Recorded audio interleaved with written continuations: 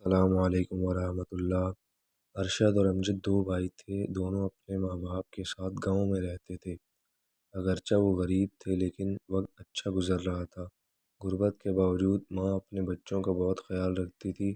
اس کی کوشش ہوتی تھی کہ وہ اپنے بچوں کو صاف ستھرے اچھے کپڑے پہنائے اور اچھا کھانا کھلائے۔ لیکن کرنا خدا کا یہ ہوا کہ ماں کچھ عرصہ بیمار رہ کر فوت ہو گئی۔ ان دونوں بھائیوں پر غم کا پہاڑ ٹوٹ پڑا۔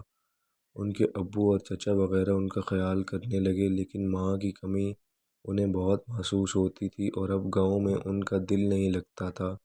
گاؤں میں روزگار بھی نہ ہونے کے برابر تھا۔ تنگ دستی اور غربت بڑھ رہی تھی۔ حالات ایسے تھے کہ یہ دونوں بھائی اسکول بھی نہیں جا سکتے تھے۔ ان کے ابو نے حالات میں بہتری لانے کے لیے گاؤں چھوڑ کر شہر جانے کا فیصلہ کیا۔ شہر آ کر ان کے ابو نے محنت مزدوری شروع کر دی اور حالات بہتر کرنے کے لیے ان دونوں بھائیوں کو بھی چھوٹے چھوٹے کاموں پر لگا دیا۔ ارشد کو ایک اسٹور پر ملازمت ملی۔ اب وہ سارا دن اسٹور پر رہتا، گاہک آتے رہتے، وہ انہیں ان کی مطلوبہ چیزیں نکال کر دیتا، کاپیاں، پنسلیں، کلرز۔ اس اسٹور پر زیادہ پڑھنے لکھنے کی چیزیں تھیں۔ ایک دن اسٹور پر ایک آنٹی آئیں، وہ بچوں کی کہانیاں لکھتی تھیں۔ ارشد کو معلوم ہوا تو اس نے کہا، میری کہانی بھی لکھ دیں، تمہیں کیسی کہانیاں پسند؟ آنٹی نے پوچھا۔ ماں کی کہانی لکھ دیں، ارشد نے کہا۔ میری امی فوت ہو چکی ہیں، ارشد بولا۔ ٹھیک ہے، آنٹی نے کہا، لیکن ایک بات مانو گے؟ جی، ارشد نے کہا۔ تم نے کہا کہ ماں کی کہانی لکھ دیں، اس کا مطلب کہ تمہیں اپنی ماں سے بہت محبت ہے اور ہر ماں کی خواہش ہوتی ہے کہ اس کا بیٹا پڑھے۔ اگر تم اسکول نہیں جا سکے تو فارغ وقت میں پڑھ سکتے ہو۔ تھوڑی سی کوشش سے اور کسی کی مدد سے تمہیں لکھنا پڑھنا آ جائے گا۔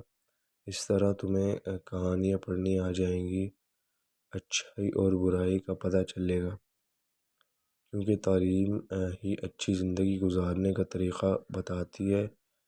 ایک پڑھے لکھے انسان اور ان پڑھ میں بہت فرق ہوتا ہے۔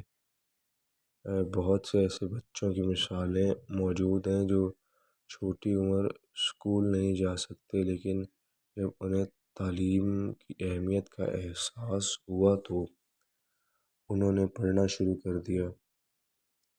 تعلیم کے لیے عمر کی کوئی قید نہیں ہوتی۔ ارشد جس اسٹور میں کام کرتا تھا، اس کے مالکان بہت اچھے لوگ تھے۔ انہوں نے ارشد کا شوق دیکھ کر اسے کام کے بعد فارغ وقت میں پڑھنے کا موقع دیا۔ ارشد نے سوچا، وہ پڑھے لکھے گا، اچھی باتیں سیکھے گا، یقیناً اس کی ماں کی روح خوش ہوگی۔ اس طرح اس نے پڑھنا لکھنا شروع کر دیا اور آہستہ آہستہ اس نے تعلیم مکمل کر لی۔ اب وہ اہم کام کر چکا ہے، ایک فیکٹری میں مینیجر کی جاب کر رہا ہے۔